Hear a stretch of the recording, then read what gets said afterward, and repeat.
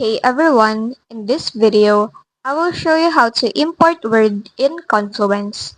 First, go ahead and log in to your Confluence account. Once inside, on the left panel, select on the space where you want to import your Word. After that, on the content, click on the plus sign button, then choose on page. Once in, on the top right corner, click on the three dots for more actions.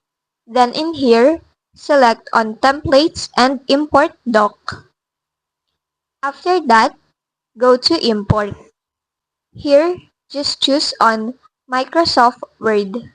Now, select the word that you want to import, then click on Open.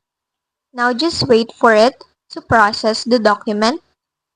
Then after that, click on the Finish button. And there you have it. You will now see the content of the word that you just imported into your Confluence page. And that's just basically it. That's how you import Word in Confluence. If this video helped you, don't forget to like, subscribe, and hit the bell icon for more tutorials.